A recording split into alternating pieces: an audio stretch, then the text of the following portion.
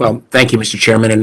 And you and Senator Cortez Masto just grabbed my opening comments. I wanted to join both of you in commending the IRS workers. A lot of them live in the Commonwealth of Virginia, both at headquarters and our regional offices. And we asked them to do a lot more last year with the stimulus payments and child tax credit payments. And I absolutely believe, and I know you share this belief, Mr. Chairman, that we got to make real investments in the IRS. I know it's not going to deal with the current backlog, but we got to make real substantive investments in people, personnel, IT.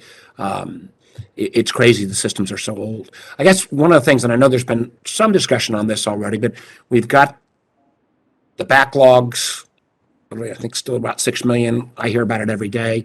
I know there's some debate on this issue, but I'd ask the panel pretty briefly, if you could, should we go ahead, recognizing the backlog that's out there and what's going to be already still a difficult filing system and still remnants of COVID, both in terms of the workforce and otherwise, and look at some level of a delay in the deadlines this year? Well, I'll start and jump in here. I don't think the IRS needs additional time.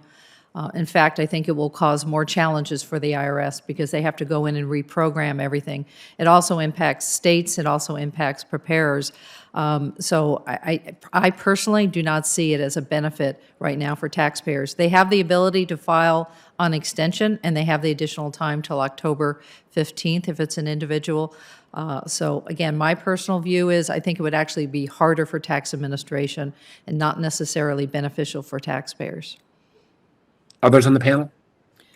The AFCPA at this point does not advocate moving the tax due date. We obviously will be monitoring this as things happen.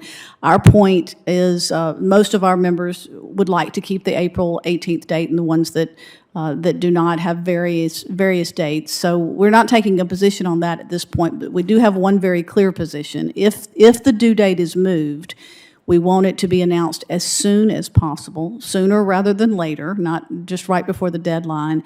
And then also that it should include not just the filing, but payments and also the first quarter estimated tax payment that would be due.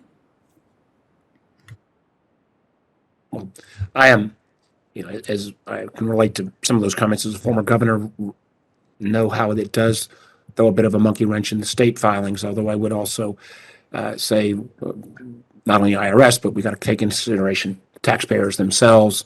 But I clearly feel, and I know that those folks who've still got payment delays from the 2020 tax season will have to be filing extensions. But I think this is an issue. And my last moment, I just wanted to ask both of you as well. I mean, are we setting expectations right? Can the IRS, and this maybe goes back to where the last Ms. Lewis just mentioned, are we setting appropriate expectations? Can the IRS do a better job of forewarning, and is there a systemic way to do that? Ms. Lewis and then Ms. Collins.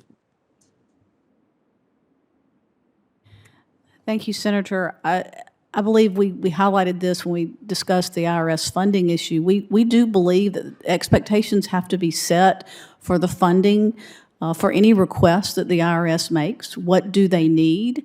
What resources do they need? What help do they need? But we really want it to be balanced between enforcement and also customer service. There needs to be an expectation of customer service, and that's not being met right now. Yeah, and I would agree that we need to get the word out to the taxpayers. Again, part of my job as being the National Taxpayer Advocate is I focus on the problems. But when you look at what the IRS has actually accomplished over the last 2 years in the filing season, the overwhelming amount of those returns, especially if they're electronic, they went through without a hitch.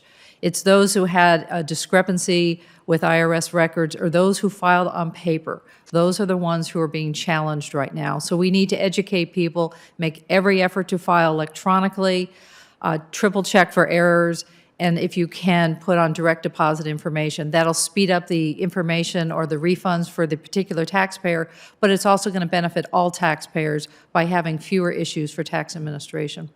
Ms. Collins, I think you're right, and I know my time's up. I just, every time I can get in front of a camera, I said, we got to file electronically. It is those paper filers who make up the vast majority of Give me 1 second, the Chris, to just say thank you. payments that have not been made. So thank you, Mr. Chairman.